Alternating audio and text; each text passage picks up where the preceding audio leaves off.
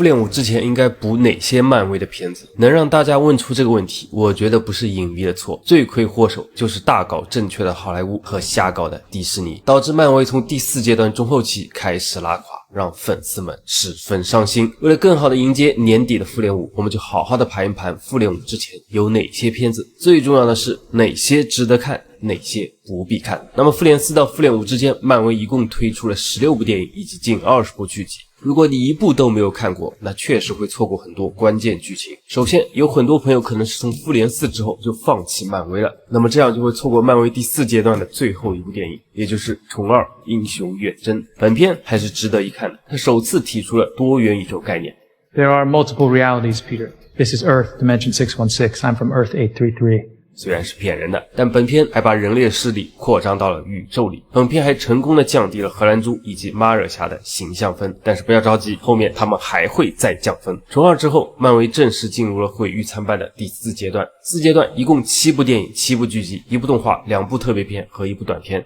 因为迪士尼影业犯傻的缘故，4阶段的电影一部都没有引进国内。其中电影分别是黑寡妇、上汽、永恒族、虫3、英雄无归、奇异2、雷神4、黑豹2。黑寡妇的剧情发生在美队3和复联3之间，并引出了漫威现阶段的核心人物寡妹耶莲娜以及她的挂件红色卫兵阿列克谢。本片值得看，也建议看，当然大家也可以看我做的解说。上汽则是一部充满争议的电影，电影本身还是挺不错的，它交代了徐上汽的身世以及漫威现阶段的神器十环。很多人因为当年的舆论对上汽和上汽演员抱有非议，我想说，为什么只敢炮轰刘思慕，不敢痛斥陈永仁呢？关于4阶段迪士尼犯傻的原因，大家可以自己查一下，我就不多嘴了。我们继续啊，上汽这个片子呢还是值得看的，文戏武戏都很不错。不过4阶段充满争议的电影还不止上汽，虫3和奇异2同样如此。奇异2出版的预告里还有轮子，大家应该还记得。很难想象这同样是山姆雷米的电影啊，但当初的蜘蛛侠里面充满了红色的印记，难道心向光明的不是山姆雷米，而是当时的道具组？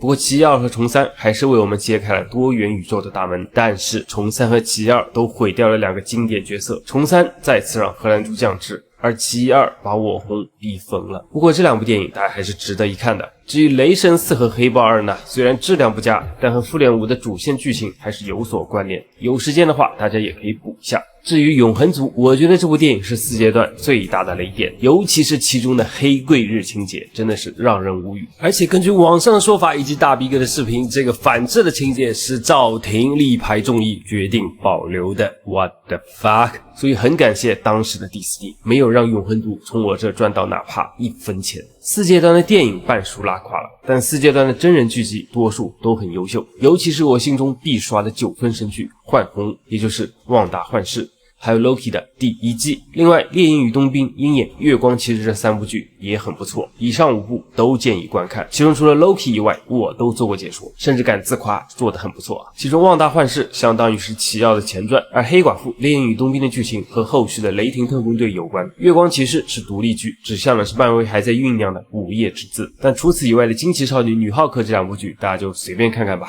至于动画就是假如第1季，非常好看，十分推荐。至于2个特别篇，一个是暗夜狼人，同样关联了午夜之子，另一个是银护圣诞篇，火箭终于拿到了Bucky的麒麟臂，短片是格鲁特第1季。这3部作品大家都可以当做泡面番。如果漫威4阶段作品有种大起大落的感觉，那么5阶段的漫威就开始万尊。这个时候迪士尼已经清醒过来，和国内也和好如初，我们又能在电影院里面看到漫威了。5阶段一共6部电影、6部剧集、3部动画、1部短片，其中电影分别是蚁人3、银护3、金队2、43、美队4、雷霆特工队。这6部电影我都在电影院看的。可以说蚁人3本应该接替 Loki 的美剧，为当时的复联5康之王朝引出最重要的反派，也就是征服者康和康之议会。但是没想到蚁人3的质量如此之拉垮，再加上败诉者康的影响，漫威迅速和康切割，把复联5康之王朝改成了毁灭日。不过蚁人3的剧情还是会关联到复联5，比如结尾可能就是蚁人带领大家逃进了量子领域，所以还是建议大家补一下。此外银护3还是必看的，而且很好看，但是剧情可能和复联5没什么关联，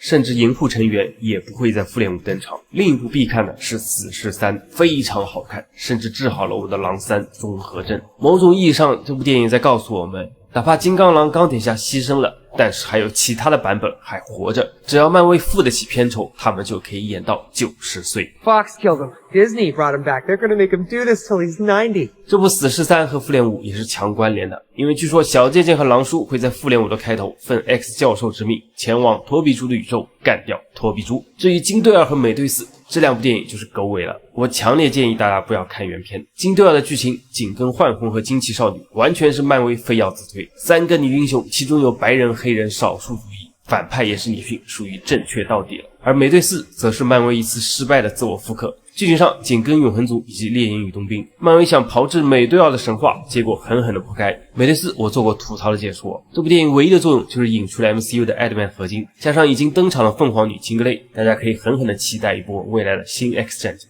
刚好新 X 战警的导演也拍了5阶段的最后一部电影雷霆特工队，强烈建议大家补一下。不过本片呢文戏为主，武戏不多，所以大家也可以看我做的解说。刚好本片是我最喜欢的5阶段电影，它讲了一群 loser 们的故事。本片呢也引出了目前地球最强战力之一的哨兵，但是呢他的状态很不稳定，经常和豆包一样逗逼，所以期待他在复联5开来全场估计很悬了。那5阶段的剧集也是大起大落，其中有2部必看的神剧，一部是 Loki 的第2季，很可惜 Loki 的美剧做解说会被下掉啊，所以我不敢做。另一部神作就是阿加莎了，剧情紧跟在幻红之后，后续应该是衔接冠军小队、寻找幻视以及还在酝酿中的午夜之子。阿加莎呢我也做过解说，自认为做的还挺不错的。除了这2部神作以外，还有一部情怀回归的夜魔侠重生第1季，里面有夜魔侠和惩罚者，也就是一枪送走 Peter Parker 的新蜘蛛侠 Frank。本剧我也做过解说，不过那时候做的早啊，水平一般。除了以上3部以外的剧集都是赤石，比如把马尔侠一世英名毁于一旦的秘密入侵，这部剧据说烂到了漫威官方都不想承认了。另外就是回声和铁心，这3部赤石我强烈建议大家不要看原片，看大逼哥的吐槽或者队长的解说就可以了。至于5阶段的动画，假如2、3季，还有友好邻居蜘蛛侠、短片格鲁特第2季，这几部大家也当做泡面番就可以了。这样就来到了漫威准备浴火重生的6阶段。目前已经上映的电影2部，反响平平的神奇四侠初露锋芒，以及口碑大爆的重四崭新之日，这2部电影是必看的，因为神奇四侠关联了毁灭博士，虽然电影剧情不太搭嘎，但是会让你认识最新版本的神奇四侠。而且本片的文戏拍的是挺不错的，导演是幻红的沙克曼，所以我在隐形女身上看到了很多旺达的影子。我个人还是蛮喜欢这部电影的，也做过解说，不想看原片的大家可以刷一下。至于重四呢就不用我多说了，我已经做了好几个视频案例了。6阶段还有2部非常优秀的真人剧集，也就是奇迹人和夜魔侠重生第2季。其中奇迹人的剧情虽然和主线无关，但是故事非常好看，可以说是漫威的喜剧之王，爱乐之城。本片强烈推荐大家看我做的解说。至于夜魔侠重生第2季呢，可以说让夜魔侠回到了网飞版的高度。 I am Daredevil。另外还有部真人特别版，也就是惩罚者 AKA 新蜘蛛侠最后一击。不过重生第2季我还来不及做解说，这部剧还是挺好看的，十分推荐。惩罚者最后一击我倒是做过解说，大家可以刷一下。此外还有2部动画，漫威丧尸、瓦干达之眼，这2部我也做过解说，大家可以刷一下。好了，到此为止，复联5之前大家要补的功课就这么多了，但是严格来说还不止，因为复联5还关联了 X 战警和托比猪。不过我觉得关注漫威的网友里应该都看过老 X 战警和托比猪，如果真的有年轻人没有看过这些上古神作，那么强烈建议补一下老 X 战警的1、2、3，以及新 X 战警的第1战、逆转未来和天启。至于黑凤凰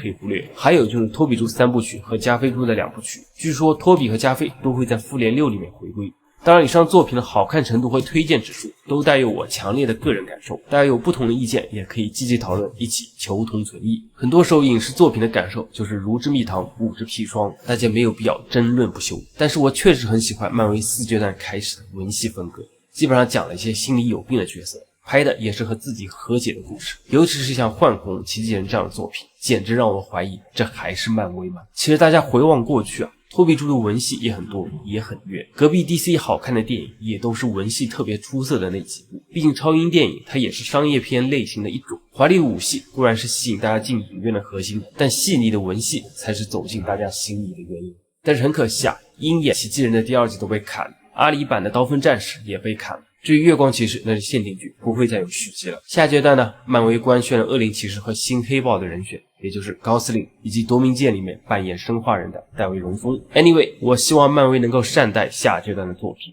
这样我才能继续追漫威的电影，一直追到90岁。